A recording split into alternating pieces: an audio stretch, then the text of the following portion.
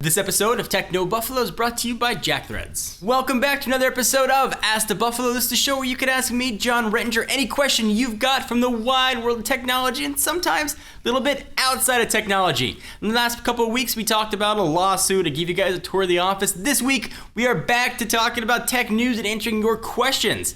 Up this week, we're going to talk about Windows Phone versus iOS and Android, iPad and iPad mini business, what my daily phone is, and we'll talk a little bit about the Droid DNA. This is Ask the Buffalo. Let's go and get started.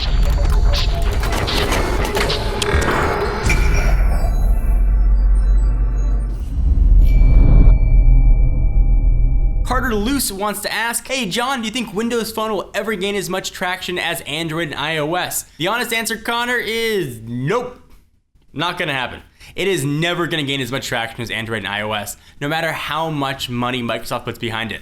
But the big thing is here, I don't think Microsoft expects it to surpass iOS, to surpass Android. I think what Microsoft would like in an ideal world is a really solid third place OS. There's plenty of room in the marketplace for a third place operating system. I think that's really where Microsoft is going for. They're trying to usurp BlackBerry, trying to jump over Symbian and any other third-party platforms. I think Microsoft is really going to ensconce themselves as that third option. If you're looking at iOS, it might not be appealing to you if you like to customize your device. If you're looking at Android, it might not be appealing to you because it can seem overly complicated. Windows Phone fits perfectly right in the middle. You get some customization options, you get the power of Android, and you really get sometimes the best of both worlds. Connor wants to ask, and this is a question that I got quite a bit. John, I can't decide between the iPad with the Retina display and the iPad mini. What are your personal views on the two of them? Also, which would you buy? So if it was up to me and I was buying a tablet and I didn't have any of them, I'd go to the Apple Store, I'd try them out, and I'd see which ones I liked the best, and I would walk out with an iPad mini, which is very surprising. I loved the big size iPad.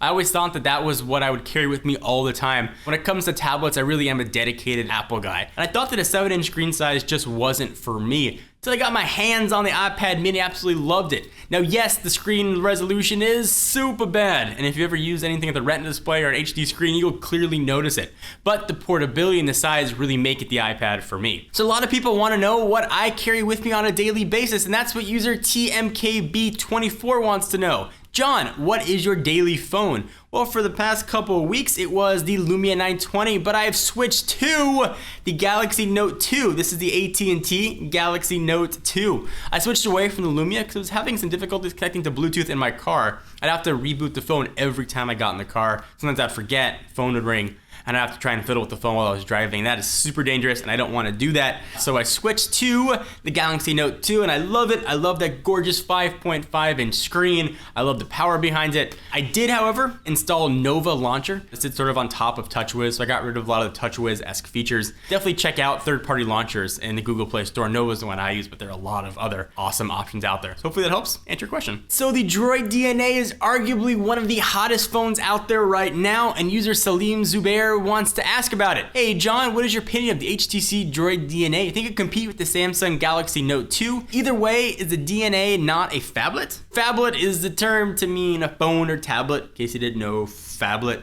You call it a tone, call it a fat phone, tiny tablet. I do think that the Droid DNA can absolutely compete with the other flagships on Verizon. The iPhone 5, which you didn't mention, Galaxy Note 2, and Galaxy S3.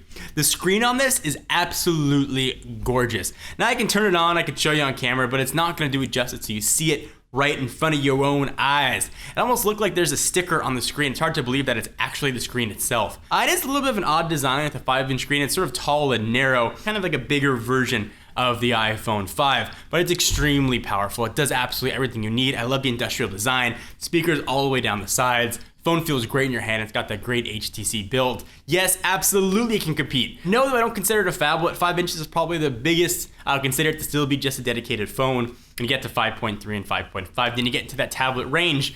And to show you what I mean, here's the Note 2. Phablet, phone. Tone, phone.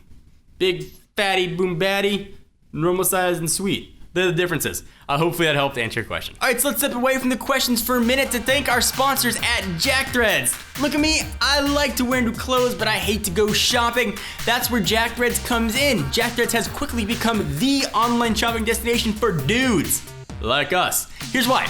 Everything on the site is up to 80% off, so you can save some cash, cause sticker price is full of suckers. They serve up killer contemporary and street apparel accessories and gadgets from brands like Converse, Penguin, and Busted Tees. Shopping is stupid simple. They made it idiot-proof for this guy. And all styles are curated so buyer's remorse just don't happen. What's more, as a viewer of Techno Buffalo, you can skip the membership waitlist and get instant access. If you're looking for new clothes, it's a great time to update your fall wardrobe at Jack Threads. As a Jack Threads member, if you refer a friend to Jack Threads, you also get $10 shopping credit for each buyer you refer. So thank you guys for watching another episode of Ask the Buffalo. I'm your host, John Rettinger. We're back here every week answering your tech questions. Be sure to check us out at technobuffalo.com for the latest and greatest tech news. Till then, see you next video.